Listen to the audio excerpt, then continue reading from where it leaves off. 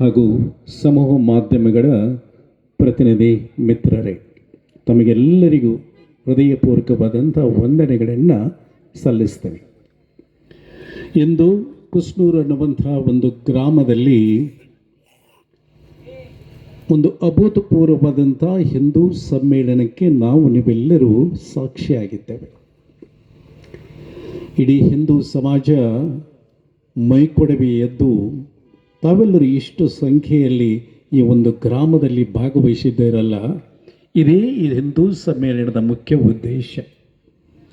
ಯಾಕೆಂದರೆ ನಾವೆಲ್ಲರೂ ನಾವೆಲ್ಲರೂ ಹಿಂದೂ, ನಾವೆಲ್ಲರೂ ಬಂಧುಗಳು ಎನ್ನುವ ಭಾವದಿಂದ ಸಮಾಜದ ಸಕಲ ಜನರು ಕೂಡ ತಮ್ಮ ಜಾತಿ ಪಂಥ ಮೇಲು ಕೀಳು ಎಲ್ಲ ಭೇದ ಭಾವಗಳನ್ನು ಪಕ್ಕಕ್ಕೆ ಸರಿಸಿ ಒಂದುಗಡೆ ಕೂಡಿ ಹಿಂದುವಿನ ಬಗ್ಗೆ, ಹಿಂದುತ್ವದ ಬಗ್ಗೆ, ನಮ್ಮ ರಾಷ್ಟ್ರದ ಬಗ್ಗೆ ಒಂದಿಷ್ಟು ಚಿಂತನೆ ಮಾಡಬೇಕೆನ್ನುವುದೇ ಇಂದಿನ ಹಿಂದೂ ಸಮ್ಮೇಳನದ ಮುಖ್ಯ ಉದ್ದೇಶ. ಅದಕ್ಕಾಗಿ ತಾವೆಲ್ಲರೂ ಸಮಾಜದ ಸಕಲ ಸಮುದಾಯದ ಬಾಂಧವರು ಇಲ್ಲಿ ನೆರೆದಿದ್ದೀರಿ. ಆ ಹಿಂದೂ ಚಿಂತನೆಯ ಕುರಿತು ಒಂದಿಷ್ಟು ಕೇಳಲಿಕ್ಕೆ ತಾವೆಲ್ಲರೂ ಆತುರರಾಗಿದ್ದೀರಿ.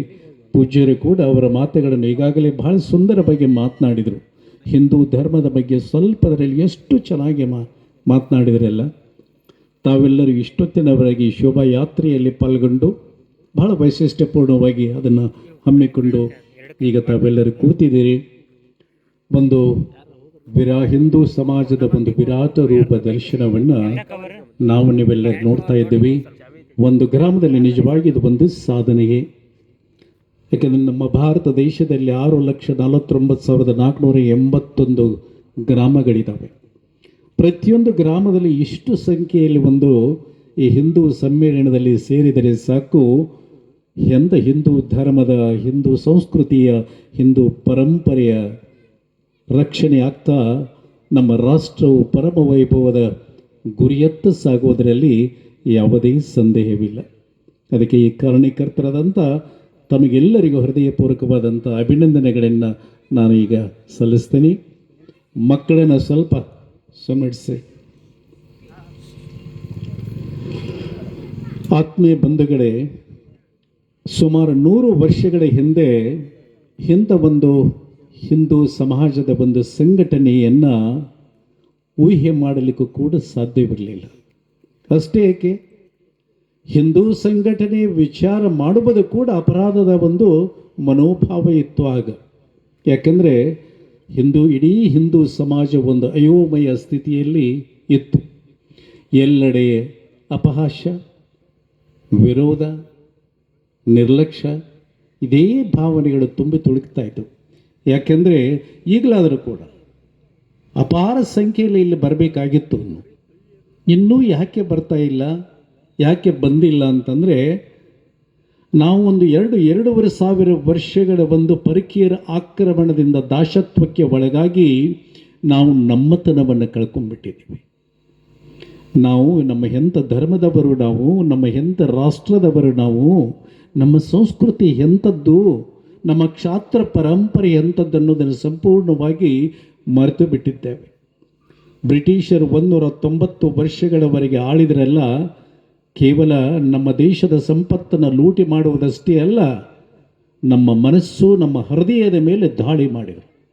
ಇದು ರಾಷ್ಟ್ರವೇ ಅಲ್ಲ, ಈ ರಾಷ್ಟ್ರದ ಜನರು ಮೂಢನಂಬಿಕೆಯಲ್ಲಿ ಇದ್ದಂಥವರು, ಹಾವಾಡಿಗರ ದೇಶ ಇದು.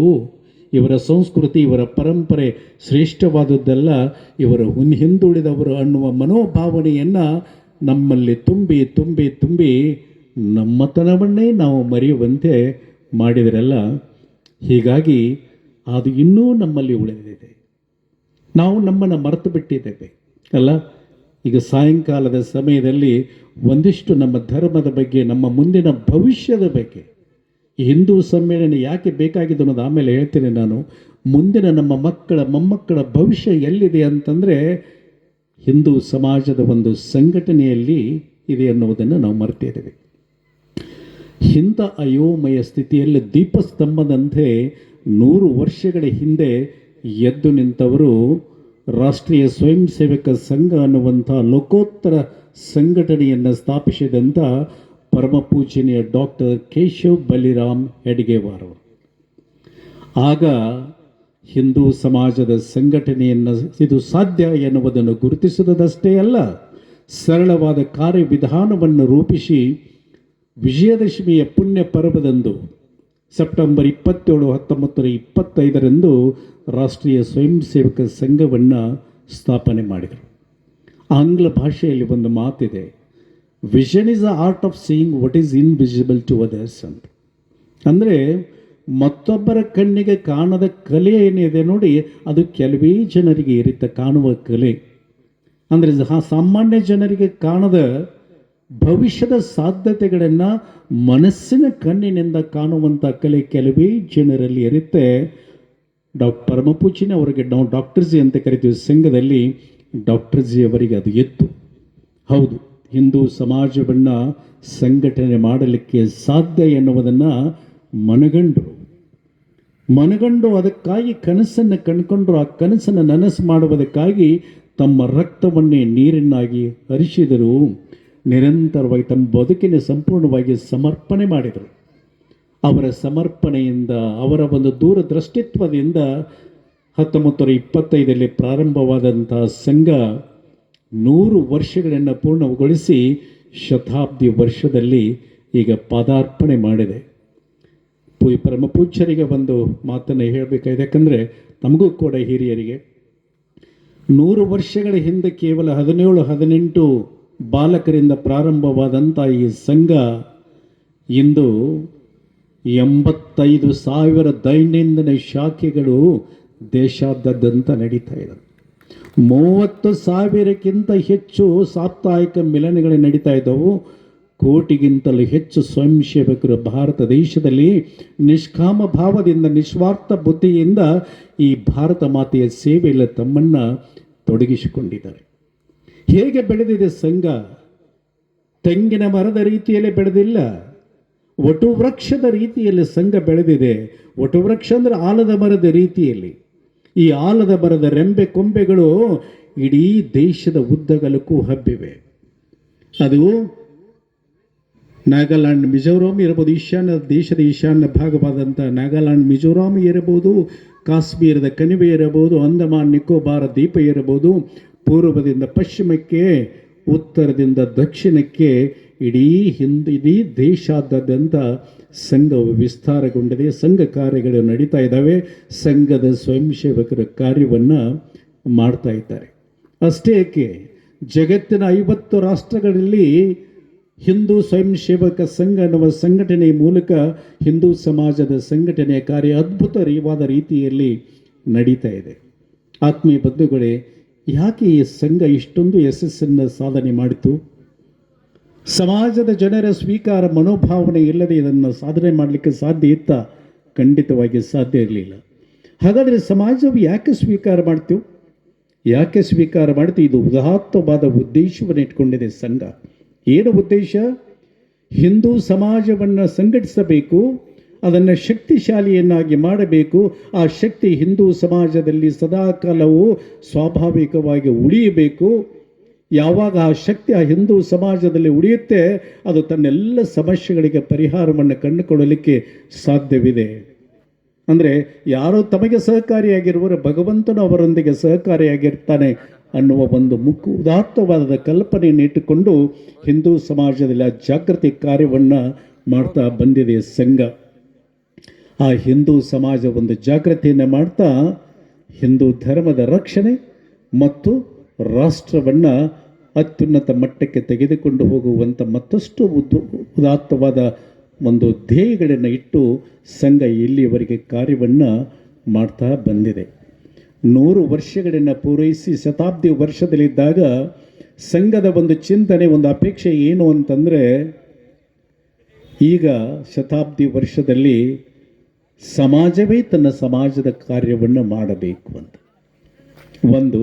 ಇನ್ನು ಎರಡನೇದ್ದು, ಪ್ರತಿಯೊಬ್ಬ ಹಿಂದೂ ಕೂಡ ತಾನು ಹಿಂದುವಾಗಿ ವಿಚಾರವನ್ನು ಮಾಡಬೇಕು ಅಂತ.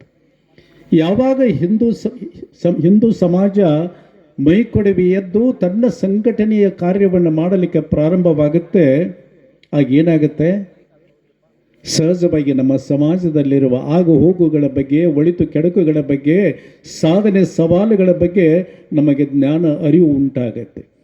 ಹಾಗೆಯೇ ಪ್ರತಿಯೊಬ್ಬ ಹಿಂದುವಾಗಿ ವಿಚಾರ ಮಾಡಲಿಕ್ಕೆ ಪ್ರಾರಂಭ ಮಾಡಿದಾಗ ನನ್ನ ರಾಷ್ಟ್ರ ಎಂಥದ್ದು, ನನ್ನ ಧರ್ಮ ಎಂಥದ್ದು, ನನ್ನ ಸಂಸ್ಕೃತಿ ಪರಂಪರೆಗಳು ಎಂಥದ್ದು ಅನ್ನುವ ಅವುಗಳ ಶ್ರೇಷ್ಠತೆಯ ಜ್ಞಾನ ನಮಗಾಗತ್ತೆ ಅಲ್ಲ. ಆದ್ದರಿಂದಲೇ ಅದಕ್ಕೆ ಸಂಘದ ಒಂದು ಈ ಅಪೇಕ್ಷೆಗೆ ಅದ್ಭುತವಾದ ಸ್ಪಂದನೆಯನ್ನು ಇಡೀ ದೇಶಾದ್ಯಂತ ಸುಮಾರು 1 ಲಕ್ಷ ಈ ಹಿಂದೂ ಸಮ್ಮೇಳನಗಳು ನಡೀತಾ ಇದ್ದಾವೆ. ಅದ್ಭುತವಾದ ಸ್ಪಂದನೆ, ವಿಶೇಷವಾಗಿ ತಾಯಂದಿರಿಂದಲೂ ಕೂಡ ಬಹಳಷ್ಟು ದೊಡ್ಡ ಒಂದು ಸ್ಪಂದನೆ ಸಿಗ್ತಾ ಇದೆ. ಈಗ ಮುಖ್ಯ ವಿಷಯಕ್ಕೆ ಬರೋಣ ಬಂಧುಗಳೇ. ಹಿಂದೂ ಸಮ್ಮೇಳನ. ಹಾಗಾದರೆ ಹಿಂದೂ ಅಂದರೆ ಯಾರು? ಅನೇಕ ತಪ್ಪು ಕಲ್ಪನೆಗಳಿವೆ ನಮಗೆ. ಹಿಂದೂ ಅಂದರೆ ಯಾರು? ಈ ರಾಷ್ಟ್ರ ಭಾರತ ಇದು 16,000 ವರ್ಷಗಳ ಪ್ರಾಚೀನ ನಾಗರಿಕತೆಯನ್ನು, ಶ್ರೀಮಂತ ಸಂಸ್ಕೃತಿಯನ್ನು, ಸಮೃದ್ಧ ಪರಂಪರೆಯನ್ನು ಹೊಂದಿರುವಂಥ ರಾಷ್ಟ್ರ ಅಂದರೆ ಏನು ಬಂಧುಗಳೇ? ರಾಷ್ಟ್ರ ಅಂದರೆ ಒಂದು ಭೌಗೋಳಿಕ ಪ್ರದೇಶದಲ್ಲಿ ವಾಸವಾಗಿರುವ ಜನರು ವಾಸವಾಗಿದ್ದರೆ ಅದಕ್ಕೆ ಒಂದು ರಾಷ್ಟ್ರ ಅಂತಾರೆ. ಇಷ್ಟೇ ಅಲ್ಲ, ಇದೇ ವ್ಯಾಖ್ಯಾನದ ಅಲ್ಲ ಅದು. ಇದರ ಒಂದಿಗೆ ಅಲ್ಲಿ ವಾಸ ಮಾಡುತ್ತಿರುವಂಥ ಜನರಲ್ಲಿ ಒಂದಿಷ್ಟು ವಿಶೇಷ ಗುಣಗಳು ಇದ್ದಾಗ ಮಾತ್ರ ಅದು ರಾಷ್ಟ್ರ ಎನಿಸಿಕೊಳ್ಳುತ್ತೆ. ಮೊದಲನೇ ಗುಣ ಯಾವುದು ಅಂತಂದರೆ, ಈ ದೇಶ ನನ್ನ ಮಾತೃಭೂಮಿ ಎನ್ನುವ ಅಭಿಮಾನ, ಹೆಮ್ಮೆ, ಗೌರವ ಇರಬೇಕು ಮೊದಲು ಈ ರಾಷ್ಟ್ರದಲ್ಲಿ ಇರುವ ಪ್ರತಿಯೊಬ್ಬ ವ್ಯಕ್ತಿಗೂ ಕೂಡ. ಇನ್ನು ಎರಡನೇದು, ಈ ದೇಶದ ಸಂಸ್ಕೃತಿ, ಪರಂಪರೆ, ಇದು ನನ್ನ ಸಂಸ್ಕೃತಿ, ನನ್ನ ಪರಂಪರೆ ಎನ್ನುವ ಭಾವ ಇರಬೇಕು. ಮೂರನೇದು, ಈ ದೇಶದ ಇತಿಹಾಸ ನನ್ನ ಇತಿಹಾಸ ಎನ್ನುವ ಭಾವ ಇರಬೇಕು. ಇವೆಲ್ಲ ಗುಣಗಳು ಇದ್ದಂಥ ಜನರು ಆ ದೇಶದಲ್ಲಿದ್ದಾಗ ಅದಕ್ಕೊಂದು ರಾಷ್ಟ್ರ ಅಂತಾರೆ. ಇವೆಲ್ಲ ಗುಣಗಳನ್ನು ಹೊಂದಿದವ್ರನ್ನ ಹಿಂದೂಗಳು ಅಂತ ಕರೀತಾರೆ. ಅವರು ಯಾರೇ ಇರಲಿ, ಯಾವ ಪೂಜಾ ಪದ್ಧತಿಯನ್ನು ಮಾಡಲಿ, ದೇವರು ಇದ್ದಾನೆ ಅಂತ ದೇವರು ಇದ್ದಾನೆ ಅಂತ ನಂಬುವ ಆಸ್ತಿಕರಿರಲಿ, ಇಲ್ಲ ಅಂತನ್ನುವಂಥ ನಾಸ್ತಿಕರಿರಲಿ, ಮೂರ್ತಿ ಪೂಜೆಯನ್ನು ಮಾಡದೇ ಇರಲಿ, ಯಾವುದೇ ಗ್ರಂಥಗಳನ್ನು, ವೇದೋಪನಿಷತ್ತುಗಳನ್ನು ಓದಲಿ, ವಚನ ಸಾಹಿತ್ಯವನ್ನು ಓದಲಿ, ದಾಸ ಸಾಹಿತ್ಯವನ್ನು ಓದಲಿ, ಏನನ್ನೇ ಓದಲಿ, ಯಾವುದೇ ಪೂಜಾ ಕ್ರಮವನ್ನು ಪಾಲಿಸಲಿ, ಅವರೆಲ್ಲರೂ ಹಿಂದೂಗಳೇ. ಆದರೆ ನಾನು ಮೂರ್ತಿ ಪೂಜೆಯಲ್ಲಿ ನಂಬಿಕೆ ಇಲ್ಲ, ನಾನು ಮೂರ್ತಿ ಪೂಜೆ ಮಾಡೋದಿಲ್ಲ ಅಂಥೇಳಿ ಮೂರ್ತಿಗಳನ್ನು ಧ್ವಂಸ ಮಾಡುವಾತ, ಮತ್ತನ ದೇವಾಲಯಗಳನ್ನು ನಾಶ ಮಾಡುವಾತ ಹಿಂದುವಲ್ಲ. ಇದು ಹಿಂದುವಿನ ಮುಖ್ಯವಾದಂಥ ಲಕ್ಷಣ. ಹಾಗಾದರೆ ಹಿಂದೂಗಳನ್ನು ಯಾಕೆ ಸಂಘಟನೆ ಮಾಡಬೇಕು? ತಾವೆಲ್ಲ ಬಹಳಷ್ಟು ಮುಖ್ಯವಾಗಿ ತಿಳ್ಕೋಬೇಕಾದಂಥ ವಿಷಯ. ಹಿಂದೂಗಳು ಅಂತಂದರೆ ಈ ದೇಶದ ಪ್ರಾಣ, ಈ ದೇಶದ ಜೀವನ, ಈ ದೇಶದ ರೂಪ. ಅಷ್ಟೊಂದು ಈ ಸಂಬಂಧ ಇಷ್ಟೊಂದು ಹೆಣೆದುಕೊಂಡಿದೆ ಇಲ್ಲಿ. ಹಿಂದೂಗಳು ದುರ್ಬಲರಾದರೆ ರಾಷ್ಟ್ರವು ದುರ್ಬಲವಾಗುತ್ತೆ, ಹಿಂದೂಗಳು ಶಕ್ತಿವಂತರಾದರೆ ರಾಷ್ಟ್ರವು ಶಕ್ತಿಯುತವಾಗುತ್ತೆ. ಹಿಂದೂಗಳು ಅಲ್ಪಸಂಖ್ಯಾತರಾದರೆ ಆ ಪ್ರದೇಶ ರಾಷ್ಟ್ರವನ್ನು ಬಿಟ್ಟು ಈ ಭಾಗವಾಗಿ ಬಿಡುತ್ತೆ. ಇದನ್ನು ನೀವೆಲ್ಲರೂ ತಿಳ್ಕೋಬೇಕು.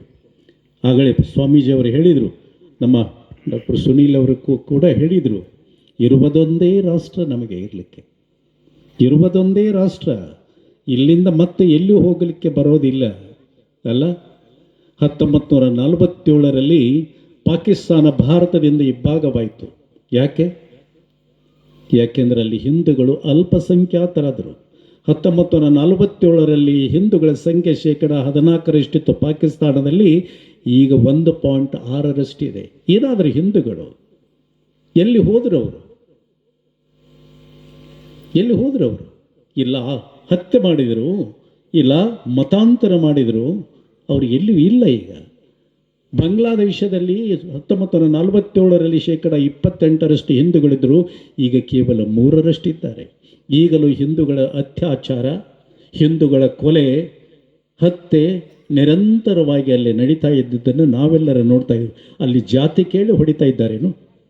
ನಿನ್ನ ಜಾತಿ ಯಾವುದು ಅಂತ ಕೇಳಿ ಹೊಡಿತಾ ಇದ್ದಾರೇನು? ನೀನೊಬ್ಬ ಹಿಂದೂ ಅಂಥೇಳಿ ಆತ ಹತ್ಯೆ ಮಾಡ್ತಾ ಇದ್ದಾರೆ ನಮ್ಮ ತಾಯಂದಿರನ್ನು. ಅಲ್ಲಿ ಅತ್ಯಾಚಾರವನ್ನು ಮಾಡ್ತಾ ಇದ್ದಾರೆ ಅಲ್ಲ. ಪಂಡಿತರು ಎಷ್ಟೇ ಕಾರಣಗಳನ್ನು ಹೇಳಿದರು 1947 ಬಗ್ಗೆ, ಮತ್ತು ಮುಖ್ಯವಾದ ಕಾರಣ ಪಾಕಿಸ್ತಾನದಲ್ಲಿ ಹಿಂದೂಗಳು ಅಲ್ಪಸಂಖ್ಯಾತರಾದರು. ಇನ್ನು ಅಫ್ಘಾನಿಸ್ತಾನ್ 1876ರವರೆಗೆ ಭಾರತ ದೇಶದ ಭೂಭಾಗವೇ ಆಗಿತ್ತು, ಅಖಂಡ ಭಾರತದ ಒಂದು ಪ್ರದೇಶವೇ ಆಗಿತ್ತು. ಮಹಾಭಾರತದ ಗಾಂಧಾರಿ, ಶಕುನಿ, ಶಲ್ಯ ಬಂದವರು ಈ ಗಾಂಧಾರ ಪ್ರದೇಶ ಅಫ್ಘಾನಿಸ್ತಾನದಿಂದಲೇ ಅಲ್ಲ. ಆದರೆ 1876ರಲ್ಲಿ ಯಾಕೆ ಇಬ್ಬಾಗವಾಯಿತು ಅಂದರೆ ಹಿಂದೂಗಳು ಅಲ್ಪಸಂಖ್ಯಾತರಾದರೂ ಈಗ ಅಫ್ಘಾನಿಸ್ತಾನದಲ್ಲಿ ಹಿಂದೂಗಳೇ ಇಲ್ಲ. ಏನಾದರೂ ಎಲ್ಲರೂ ಮತಾಂತರಾಗಿ ಮುಸ್ಲಿಮರಾದರು ಅಲ್ಲಿ. ಇನ್ನು ಕಾಶ್ಮೀರದ ಸಮಸ್ಯೆ, ಕಾಶ್ಮೀರದಲ್ಲಿ ಯಾಕೆ ಈ ಸಮಸ್ಯೆ? ಅದು ಜಮ್ಮು ಕಾಶ್ಮೀರದ ಆ ಒಂದು ಭಾಗದಲ್ಲಿ ಹಿಂದೂಗಳು 5% ಕಡಿಮೆ ಇದ್ದಾರೆ, ಹೀಗಾಗಿ ಆ ಕಾಶ್ಮೀರದ ಸಮಸ್ಯೆ. ಇನ್ನು ಈಶಾನ್ಯ ರಾಜ್ಯಗಳಾದಂಥ ಮಿಜೋರಾಂ, ನಾಗಾಲ್ಯಾಂಡದಲ್ಲಿ ಹಿಂದೂಗಳು ಅಲ್ಪಸಂಖ್ಯಾತರಾದದ್ದಕ್ಕೆ ಎಲ್ಲಿ ನೋಡಿದಲ್ಲಿ ಗಲಭೆ, ಭಯೋತ್ಪಾದನೆ ಅವೆಲ್ಲವುಗಳನ್ನು ನೋಡ್ತಾ ಇದ್ದೇವೆ. ಎಲ್ಲಿ ಹಿಂದೂಗಳು ಸಂಘಟಿತರಾಗಿದ್ದಾರೆ, ಬಲಗೊಂಡಿದ್ದಾರೆ, ಅಲ್ಲಿ ಕೇವಲ ಹಿಂದೂಗಳಷ್ಟೇ ಅಲ್ಲ, ಅನ್ಯ ಧರ್ಮೀಯರು ಕೂಡ ಸುಖ ಶಾಂತಿ ನೆಮ್ಮದಿಯಿಂದ ಜೀವನವನ್ನು ಮಾಡ್ತಾ ಇದ್ದಾರೆ. ಆದರೆ ಎಲ್ಲಿ ಹಿಂದೂಗಳು ಅಲ್ಪಸಂಖ್ಯಾತರಾಗ್ತಾರೆ, ಕಡಿಮೆಯಾಗ್ತಾರೆ, ಆ ಪ್ರದೇಶದಲ್ಲಿ ಹಿಂದೂಗಳ ಜೀವನ ನರಕ ಯಾತನೆ. ಅದು ಮುಂಬರುವ ದಿನಗಳಲ್ಲಿ ಆ ದಿನ ದೂರವಿಲ್ಲ. ನಾವು ಸಂಘಟಿತರಾಗದೆ ಹೋದರೆ ಆ ದಿನಗಳ ದೂರ ಇಲ್ಲ. ನಮ್ಮ ಮೊಮ್ಮಕ್ಕಳು ಮುಂದಿನ ಸಂತತಿಗಳು ಖಂಡಿತವಾಗಿ ನೋಡ್ತಾ ಇದ್ದಾರೆ. ಆದ್ದರಿಂದ ಎಷ್ಟು ಬೇಗವೋ ಅಷ್ಟು ನಾವು ಜಾಗೃತರಾಗಬೇಕಾಗಿದೆ, ಹಿಂದೂ ಸಮಾಜವನ್ನು ಸಂಘಟಿತ ಮಾಡಬೇಕಾಗಿದೆ ಅಲ್ಲ. ಈ ಕಾರಣದಿಂದ ಹಿಂದೂ ಸಮಾಜ ಸಂಘಟನೆ ರಾಷ್ಟ್ರವನ್ನು ಬಲಗೊಳಿಸುವುದಕ್ಕಾಗಿ ಮುಖ್ಯವಾಗಿ, ಇನ್ನು ನಮ್ಮ ಹಿಂದೂ ಧರ್ಮ ಹೇಳಿದ್ರಲ್ಲ, ಧರ್ಮ ಎಂಥದ್ದು ಅಂತ ಪೂಜ್ಯರು ತಮಗೆ ಸ್ವಲ್ಪ ಸಮಯದಲ್ಲಿ ಎಷ್ಟು ಸುಂದರವಾಗಿ ಹೇಳಿದ್ರಲ್ಲ. ನಮ್ಮ ಧರ್ಮದ ಒಂದು ರಕ್ಷಣೆಯಾಗಬೇಕು. ಹಿಂದೂ ಧರ್ಮ ಸಾಮಾನ್ಯದಲ್ಲ ಬಂಧುಗಳೇ. ಆ ಹಿಂದೂ ಧರ್ಮ 100 ಶತಮಾನಗಳವರೆಗೆ ನಮ್ಮ ರಾಷ್ಟ್ರ ಜೀವನವನ್ನು ವೈಭವಶಾಲಿಯಾಗಿ ಮಾಡಿದ್ದಷ್ಟೇ ಅಲ್ಲದೆ ಇಡೀ ಜಗತ್ತಿಗೆ ಆ ದಿವ್ಯ ಜೀವನದ ಸುದಿಯನ್ನೇ ನೀಡಿದೆ. ಅದು ಇಂದಿಗೂ ಪರಮಾಣು ಯುಗದಲ್ಲಿ ಎಲ್ಲ ಏನಂತೀವಿ ಸ್ವಯಂ ವಿನಾಶದಲ್ಲಿ ನಾವು ಸಾಗ್ತಾ ಇದ್ದೀವಿ. ಈಗ ಜಗತ್ತಿನಲ್ಲಿ ಏನಾಗ್ತಾ ಇದೆ, ಎಲ್ಲ ಕಡೆ ಕೆದರಿಗೆ ಜಗಳ ತೆಗೆಯುವಂಥ ಪ್ರಸಂಗ ನಡೀತಾ ಇದೆ, ಯುದ್ಧಗಳು ನಡೀತಾ ಇದ್ದಾವಲ್ಲ, ಸ್ವಯಂ ವಿನಾಶದತ್ತ ನಾವೆಲ್ಲರೂ ಸಾಗ್ತಾ ಇದ್ದೀವಲ್ಲ. ಈ ಸಮಯದಲ್ಲಿ ಕೂಡ ಭಾರತ ಹಿಂದೂ, ನಮ್ಮ ಸನಾತನ ಹಿಂದೂ ಧರ್ಮ ಮಾತ್ರ ಈ ಸಮಾಧಾನಕರ ಒಂದು ಉತ್ತರವನ್ನು, ಒಂದು ಪರಿಹಾರವನ್ನು ನೀಡುವ ಚೈತನ್ಯವನ್ನು ಹಿಂದೂ ಧರ್ಮ ಹೊಂದಿದೆ. ಹಿಂದೂ ಧರ್ಮ ಯಾಕೆ ಶ್ರೇಷ್ಠ ಅಂತಂದರೆ, ಇದು ಸರ್ವೇ ಭವಂತು ಸುಖಿನಃ, ಎಲ್ಲರೂ ಸುಖವಾಗಿರಲಿ, ಲೋಕ ಸಮಸ್ತ ಸುಖಿನೋ ಭವಂತು ಅಂತ, ಜಗತ್ತಿನ ಎಲ್ಲರೂ ಚೆನ್ನಾಗಿರಲಿ, ಆರೋಗ್ಯವಂತರಾಗಿರಲಿ, ಎಲ್ಲರಿಗೂ ಮಂಗಳವಾಗಲಿ ಎನ್ನುವುದನ್ನು ಹಿಂದೂ ಧರ್ಮ ಹೇಳುತ್ತೆ ಅಲ್ಲ. ಎಂದು ಮತ್ತೊಬ್ಬರ ಮೇಲೆ ಹಿಂಸೆ ಮಾಡುವುದಲ್ಲ ಹಿಂದೂ ಧರ್ಮ ಮಾಡುವುದಿಲ್ಲ, ಮತ್ತೊಬ್ಬರನ್ನು ಹಿಂದೂ ಧರ್ಮಕ್ಕೆ ಮತಾಂತರ ಮಾಡುವುದಿಲ್ಲ. ಎಲ್ಲರೂ ಸುಖವಾಗಿರಲಿ, ಇಡೀ ವಿಶ್ವವೇ ಒಂದು ಕುಟುಂಬ, ಉದಾರ ಚರಿತಾನಾಂ ವಸುದೈವ ಕುಟುಂಬ, ಇಡೀ ವಿಶ್ವವೇ ಒಂದು ಕುಟುಂಬ, ಇಲ್ಲಿರುವವರು ಎಲ್ಲರೂ ಸಹೋದರ ಸಹೋದರಿಯರು ಎನ್ನುವ ಭಾವ ಹಿಂದೂ ಧರ್ಮ ಪ್ರತಿಪಾದನೆಯನ್ನು ಮಾಡುತ್ತೆ. 1893 ಸ್ವಾಮಿ ವಿವೇಕಾನಂದರು ಚಿಕಾಗೋದ ಒಂದು ಪಾರ್ಲಿಮೆಂಟ್ ಆಫ್ ವರ್ಲ್ಡ್ ರಿಲಿಜಿಯನ್ಸ್ದ ವೇದಿಕೆ ಮೇಲೆ ನಿಂತು ಅಲ್ಲಿ ಭಾಷಣ ಮಾಡುವಾಗ ಅಲ್ಲಿ ಮೊದಲು ಏನು ನಡೆದಿತ್ತು ಗೊತ್ತೇನ್ರಿ? 1893ರಲ್ಲಿ ಅಮೆರಿಕ ದೇಶ ಕ್ರಿಶ್ಚಿಯನ್ ಧರ್ಮ ಎಲ್ಲ ಧರ್ಮಕ್ಕಿಂತ ಶ್ರೇಷ್ಠವಾದದ್ದು ಎನ್ನುವ ನಿರೂಪಿಸುವುದಕ್ಕೋಸ್ಕರ ಎಲ್ಲ ಧರ್ಮಗಳ ಪ್ರತಿನಿಧಿಗಳನ್ನು ಅಲ್ಲಿ ಕರೆದಿದ್ದರು. ಹಿಂದೂ ಧರ್ಮದ ಪ್ರತಿನಿಧಿಯಾಗಿ ಸ್ವಾಮಿ ವಿವೇಕಾನಂದರು ಅಲ್ಲಿ ಹೋಗಿದ್ದರು. ಅಲ್ಲಿ ವೇದಿಕೆ ಮೇಲೆ ಎಲ್ಲ ಗ್ರಂಥಗಳನ್ನು ಇಟ್ಟಿದ್ದರು. ಎಲ್ಲ ಧರ್ಮ ಗ್ರಂಥಗಳ ಕೊನೆ ಕೆಳಗೆ ಹಿಂದೂ ಧರ್ಮದ ಗ್ರಂಥವನ್ನು ಇಟ್ಟಿದ್ರು. ಅದರ ಮೇಲೆ ಉಳಿದೆಲ್ಲ ಗ್ರಂಥಗಳು ಪೂರ್ತಿ ಮೇಲೆ ಇರೋದು ಕ್ರಿಶ್ಚಿಯನ್ ಧರ್ಮದ ಗ್ರಂಥ ಹೀಗೆ ಇಟ್ಟಿದ್ದನ್ನು ನೋಡಿದರು. ನೋಡಿ ಭಾಳ ಒಳ್ಳೆಯ ಸಂದರ್ಭ ಹೇಳಿದರು ಅವರು. ಗ್ರಂಥಗಳನ್ನು ಇಟ್ಟಿದ್ರಲ್ಲ, ಇಲ್ಲಿ ಹಿಂದೂ ಧರ್ಮದ ಗ್ರಂಥವನ್ನು ಪೂರ್ತಿ ಕೆಳಗಡೆ ಇಟ್ಟಿದ್ರಲ್ಲ, ಇದರ ಅರ್ಥ ಏನು ಗೊತ್ತೇನು? ಈ ಎಲ್ಲ ಧರ್ಮಗಳ ತಾಯಿ, ಎಲ್ಲ ಧರ್ಮಗಳ ಮೂಲ ಈ ಹಿಂದೂ ಧರ್ಮ ಅಂತ ಹೇಳಿದರು. ಸಕಲ ಧರ್ಮಗಳ ತಾಯಿಯಾದ ಹಿಂದೂ ಧರ್ಮದ ಪ್ರತಿನಿಧಿಯಾಗಿ ಇಲ್ಲಿ ಈ ಒಂದು ಪಾರ್ಲಿಮೆಂಟ್ ಆಫ್ ವರ್ಲ್ಡ್ ರಿಲಿಜನ್ಸ್ದಲ್ಲಿ ನಾನು ಭಾಗವಹಿಸ್ತಾ ಇದ್ದೀನಿ ಅನ್ನುವ ಹೆಮ್ಮೆ ನನಗಿದೆ ಅಂತ ಹೇಳಿದೆ. ಈ ಹಿಂದೂ ಧರ್ಮ ಎಂಥದ್ದು ಅನ್ನೋದು ಹೇಳಿದರೆ, ಯಾವ ಧರ್ಮದ ಒಂದು ಪವಿತ್ರ ಭಾಷೆಗೆ ಎಕ್ಸ್ಕ್ಲೂಷನ್ ಹೊರಗಿಡುವುದು